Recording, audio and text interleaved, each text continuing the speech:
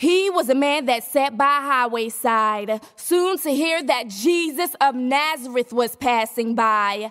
Casting aside his begging, he began to cry out, "Jesus, thou son of David, have mercy on me."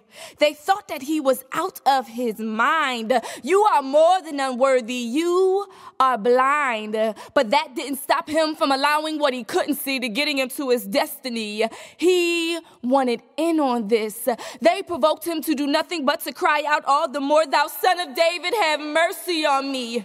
As Jesus stood still and heard his compassionate plea, he couldn't help but to command him to come here to me. "What wilt that I should do unto thee?" This part amazed me because all he wanted to do was see. As Jesus took hold of what he was told, it was this man's faith that made him whole. She was a Samaritan and he was a Jew. He was on his way to Galilee, but he had to go through Samaria to get to you. It was at Jacob's well where her life was soon to change, would never be the same. He was weary and needed a drink. She had no clue that this was Jesus, not just some other random Jew. Jesus fulfilling her unfulfillment. "If thou knowest who it is that saith to thee, give me to drink," thou would have asked of him, and thou would have given thee living water. She still didn't believe, putting herself into more of a position to receive. She could not hear because she had not yet opened her ears. "You shall never thirst again." Finally compelled, "Give me this water that I thirst not, neither come hither to draw." She wanted in on this. On the outside, this man was indeed rich in wealth, but within he was devoted to sin. He got in to know that Jesus was passing through Jericho. He wanted to see Jesus so bad, but his height jeopardized his sight. Running before the press, he reached the top of a sycamore tree where Jesus he could now see.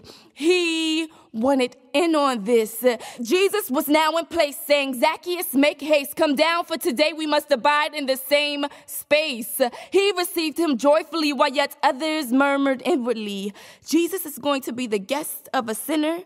But the virtue he was soon to receive was way more important than what their natural eyes could see. He now wanted to give to the poor. He was now eagerly offering to restore. His wealth and money alone couldn't pay the cost to see that Jesus came to seek and to save that which was lost.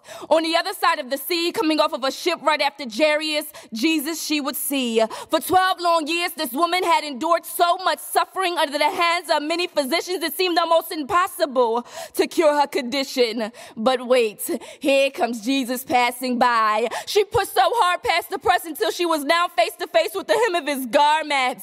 She wanted in on this. She knew in the back of her mind, if I could just touch his clothes, I know I shall be made whole. Virtue had now gone. Jesus was now alarmed. Who touched me? She knew exactly what she had did because immediately the issue was hid. As Jesus heard her appeal, she was told to go in peace, for it was her faith that made her whole. Now on to you. Your story has not yet been recorded for his glory. Why? Because night after night you cry. Tear after tear, go to sleep, wake up, and your situation is just as severe. Take this time and ask yourself this. If Jesus was passing by, how would you cry? If Jesus was passing by, how would you cry? See, the difference between them and us is that they wanted it so much more. They believed in what they could see. We're too caught up in exactly what we can't. Our minds are so spiritually constricted that we don't believe that God will show himself in rare form. But that's what's wrong with the church. God can do that and so much more. You have been waiting on God to do something in your life, filled with strife, trying to ignore the fact that it really is a struggle. Like blind Bartimaeus, you can't see because your destiny is not yet available to thee. You're blind to the fact that faith is not what you can see, but rather what it conceives. What you breathe is the outcome of the anointing you achieve. I don't know about you, but like them, I want in on this. Jesus is passing by and I refuse to just stand here and spiritually die. I decree, let God be truth and every man be a lie. I can be healed. I can now see. I can write the vision and it be complete. Don't you know that everything you say is a gateway for God to bring to pass exactly what it is that you have asked? You need to stop browsing because this is not the internet.